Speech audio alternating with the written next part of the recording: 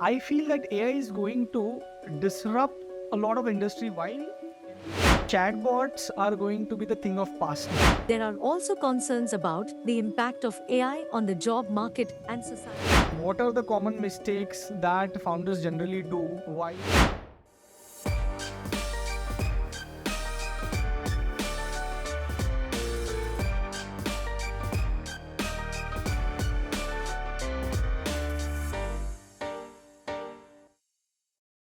Hello, my dear humans. This is Ritesh Kedar, and today we are going to have a small chit chat with AI and ask a couple of questions to the AI on some interesting topics. We have Nora on our show today. Nora is just a character name that we are given to the AI, and in today's session, we are going to have some interesting discussion with Nora. So, Nora, welcome to the show. Sure, I'd be happy to chat with you on the podcast. What's the topic for today? Today, we are going to talk on the future of AI in business. Sounds like an interesting topic. I'm excited to discuss it with you. So, what are your thoughts on the future of AI in business? I feel that AI is going to disrupt a lot of industry while empowering some of them. It is going to fasten the economic growth by adding a lot of value, speed, and also a lot of insights that we never ever before discovered to a lot of industries. Absolutely, I couldn't agree more. AI has the potential to revolutionize many aspects of business, from automating routine tasks to generating valuable insights and predictions. It has the ability to increase efficiency, productivity, and accuracy while reducing costs and improving decision making. AI powered tools can help businesses identify patterns and trends in their data that they might otherwise miss, enabling them to make more informed decisions about everything from product development to marketing strategies. Additionally, AI can help businesses optimize their operations by identifying areas where they can reduce waste or streamline processes. Point to be taken, guys. AI does a great job at pattern recognition. So AI can be trained and used in right product development, be it a software or a hardware product development, for creating very interesting strategies of product development as well as marketing that product. Also, it can intelligently identify points in your business which either are time wasting or effort wasting, and then we can automate a couple of them tremendously. Nora, go ahead. However, as with any disruptive technology, there are also concerns about the impact of AI on the job market and society as a whole. It's important that we carefully consider the potential implications of widespread AI adoption and work to mitigate any negative effects. So much important pointer, guys. With any disruptive technology, there comes a mass adaptation and replacement of jobs all the time. Let's take an example of electricity. Before electricity was invented, street lights were used, and in the street lights there used to be gas. So gas powered, coal powered street lights used to be there, and there was a job role called as lamp lighter. So there used to be this guy who used to go on the streets and used to lamp these street lamps, and he used to go each evening and go take the stick, climb onto the street lamp and lit the lamp, and also in the morning to go and off the lamp. When electricity came, everything on a single click of a button, and then this lamp lighter job was gone. But do you think the humans lost their jobs after the invention of electricity? No. What I think is humans learned to use electricity, humans developed tools which were using electricity, and they kept on doing their jobs. So same thing is going to happen here also. We are going to use the tools which are developed by AI to use AI and actually apply AI in our result oriented work or job roles, etc. So, as Nora suggested, it's a disruptive technology. So it's going to be polarizing. Some people are going to be too much efficient. Some people are going to just lose their jobs. So the people who are going to lose their jobs, they're going to learn something new. That's the only thing. So I have worked a bit on technology in stockbroking and investment banking. what all things do you think can we achieve using AI here? AI has the potential to transform the stockbroking and investment banking industries in a number of ways. Here are some examples of what can be achieved using AI in these fields. 1. Investment recommendations and portfolio management. AI algorithms can be used to analyze market data and make recommendations for investments and portfolio management. These algorithms can take into account a wide range of factors, including economic indicators, company financials, and market sentiment, among others. So this is no brainer. Okay. If you're not using AI powered recommendations or portfolio categorization, then you are losing out on some serious value, I feel. The difference between manually and digging out some analytics research and doing everything manually versus getting empowered by AI, probably maybe getting 60-70% of the work done by AI and doing 20-30% of the work done by humans, is going to substantially increase your efficiency and going to probably benefit by reducing the cost of operations and increasing the engagement with user, is what I have observed. Good point, Nora. Please go ahead. 2. Fraud detection. AI can help to detect fraudulent activities in the financial industry. By analyzing large volumes of transaction data, AI algorithms can identify patterns of behavior that are indicative of fraud and alert relevant authorities. So, as we discussed, AI is nothing but a pattern recognition. Okay. I mean, not nothing, but it is the major component is focused on pattern recognition. What AI can also do is it can recognize good patterns and bad patterns. So, it can actively be used to plug into any fraud detection system. So, that is really great test case, I feel. Great. Next point, Nora. 3. Risk management. AI can be used to assess risk in real time, enabling investment banks and brokers to make more informed decisions about which investments to pursue and which to avoid. Great. This goes more, I think, into profiling the individual and understanding the risk that an individual can take, and maybe then categorizing that individual and aligning various portfolios for that individual. But now this should work with taking AI into the operation.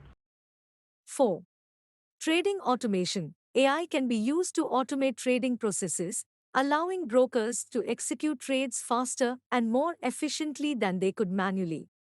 This can help to reduce the risk of errors and increase the speed of transactions. I think this seems to be quite a questionable thing to do, because in India, SEBI regulation does not permit automated trading, and I think we have to take this recommendation of Nora with a pinch of salt. Probably semi-automating the trading might be the thing that can happen. I've also heard of a couple of companies who are doing this, probably semi-automating a lot of trading activities and disguising it under user experience might be the next level thing to do, I feel. Good point, Nora. Next. 5. Customer service. AI can be used to provide personalized customer service to investors, answering questions and providing support in real time. This can help to improve customer satisfaction and reduce the workload of customer service staff. Yeah. So chatbots are going to be the thing of past now.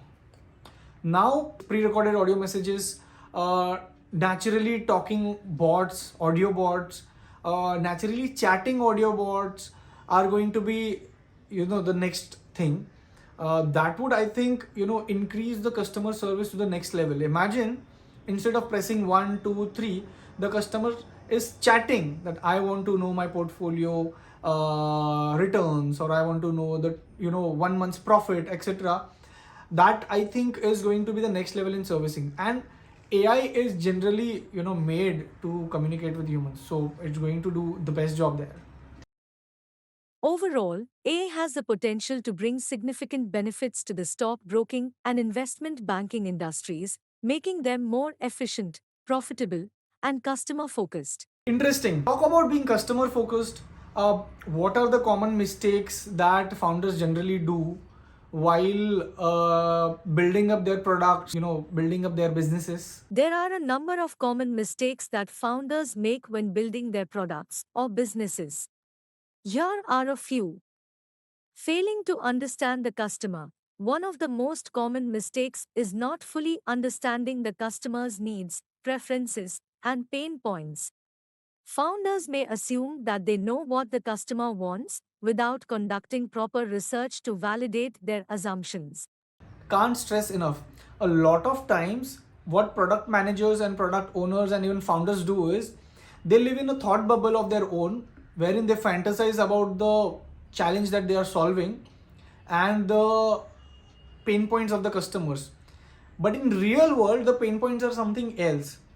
So I feel that failing to understand the customer is the starting point of developing any product in general. Next point, Nora. Not prioritizing product market fit. Founders may focus too much on building a product or service that they are passionate about without considering whether there is a market for it. It's important to prioritize finding a product market fit before investing too much time and resources into a project. Product market fit.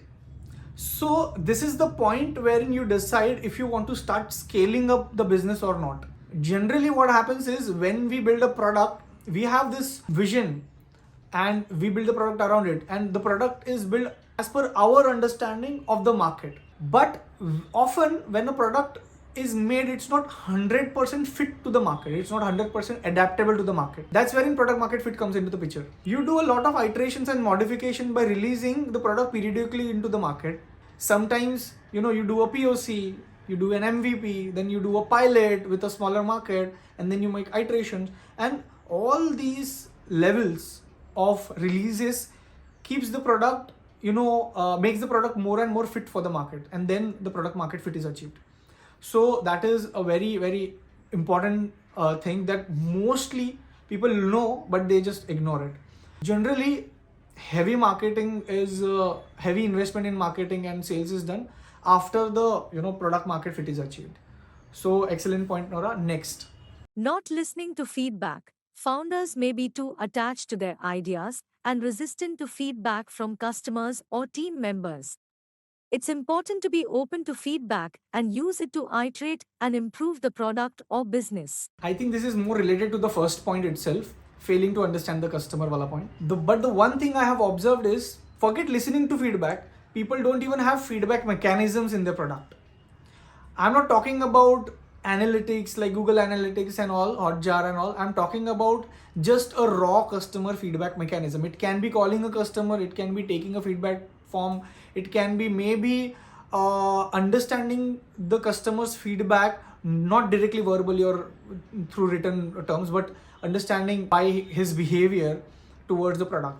So understanding the customer feedback is absolutely important, and there has to be a feedback mechanism that is built around this. Next.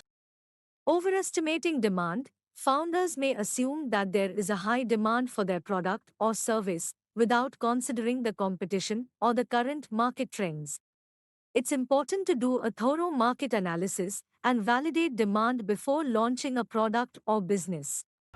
We have 100 billion market for our product and there is no competition, and we will be targeting the 100% of the market. I don't know from where some founders come up with such shit, but I think overestimating the market, overestimating the demand, as well as other factors is something that a lot of times founders do. Next. Neglecting cash flow. Founders may focus too much on growth and not enough on cash flow, leading to cash flow problems that can threaten the viability of the business. It's important to monitor cash flow closely and make sure that the business is sustainable in the long run. Yes, revenues are in place, net profit is on paper, everything is good, but most of the payments are outstanding. Been there, done that. If you don't have the cash flow, the business is not moving. Forget on paper how much revenue you are showing. So I think each one of us have been there, and we all are guilty of being in this space. So the point is, get out of this space as soon as possible, get the cash flow in. पैसा आना ही चाहिए. Next. These are just a few examples of common mistakes that founders make, but there are many others. The key is to be aware of these pitfalls and take steps to avoid them as much as possible. Wow, these are amazing pointers that you have given to me, Nora. And I think this would be really valuable for us, and it's enough for today. So thank you, Nora, for being on the podcast. You're welcome. It was great chatting with you on the podcast. If you have any more questions or want to chat again in the future, feel free to reach out. Have a great day. That's it for today, humans. I'm sure this session might have been useful for you, and you might have taken some or the other value out of this talk. My goal is to empower human and educate humans through technology. This is Ritesh Kedar, your human from the Human AI podcast, signing off for today.